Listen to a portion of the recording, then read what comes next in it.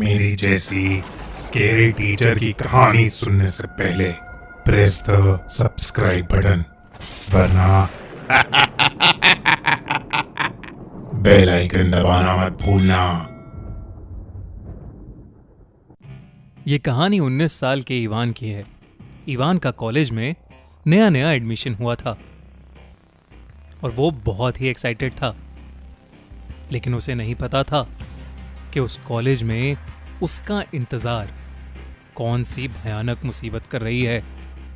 उसका कॉलेज में पहला दिन था। जब वो अपने लेक्चर्स खत्म करके अपने हॉस्टल रूम की तरफ जा रहा था, तभी उस कॉरिडोर में उसे एक औरत खड़ी दिखी। वो दूर से ही इवान को घूर कर देख रही थी। उसे लगा कि वो कोई खड़ूस सी टीचर है, तो वो चुपचाप अपने रूम में चला गया। उस दिन के बाद इवान अक्सर उस टीचर को अपने रूम के बाहर वाले कॉरिडोर में देखता था और वो हमेशा उसी वक्त दिखती थी जिस वक्त उस कॉरिडोर में और कोई भी नहीं होता था। इवान को यह बात अजीब लगती थी और इसीलिए उसने कई बार उस टीचर को ग्रीट करने की कोशिश भी की, लेकिन वो टीचर कभी कोई रिएक्शन ही नहीं देती थी, बस इवान को घूरती रहती थी।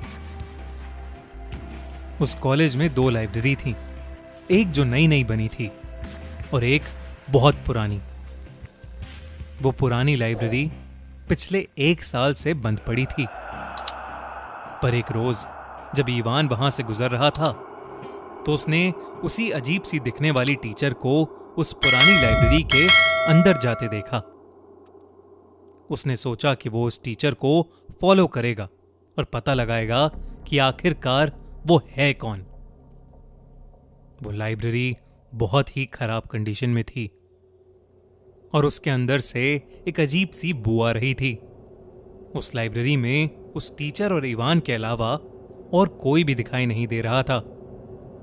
लाइब्रेरी के आखिरी हिस्से में इवान को वो टीचर खड़ी दिखी। वो टीचर दीवार पर कुछ लिख रही थी और साथ ही कुछ बड़बड़ा रही थी। इवान चुपचाप दूर से खड़ा उस टीचर को देखे जा रहा था, लेकिन अचानक उस टीचर ने पीछे मुड़कर इवान को एक भयानक नजर से देखा।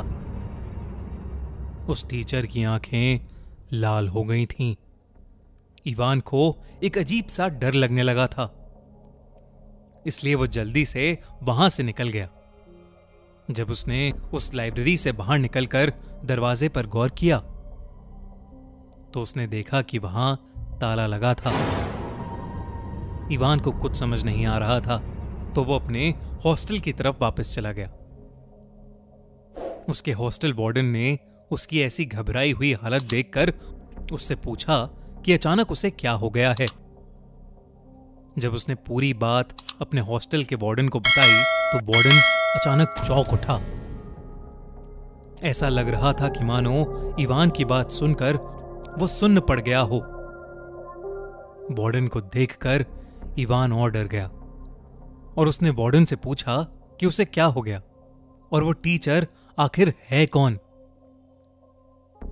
वार्डन ने इवान से तो कुछ नहीं कहा, लेकिन उसे एक वार्निंग जरूर दी कि वो दोबारा भूल कर भी उस पुरानी लाइब्रेरी के आसपास न भटके। डरे हुए इवान ने अपनी गर्दन हिलाई और अपने रूम में चला गया। रात में इवान अपने रूममेट रॉन के साथ बैठा हुआ था।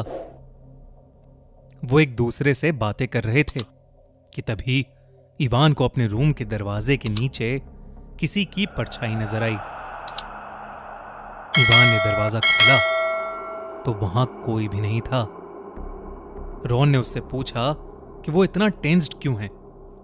तब इवान ने रॉन को उस अजीब सी दिखने वाली टीचर के बारे में बताया, जिसे सुनकर रॉन भी बहुत हैरान हो गया।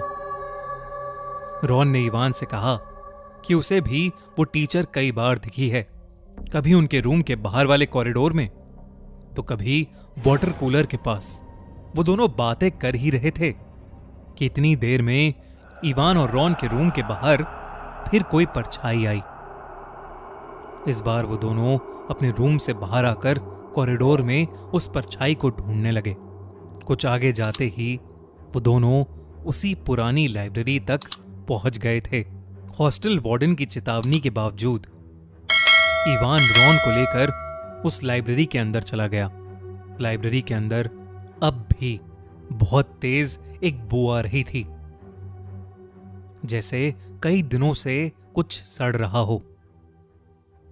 लाइब्रेरी की डरावनी शांति में उन्हें किसी की तेज आवाज में कुछ बड़बड़ाने की आवाज सुनाई दे रही थी।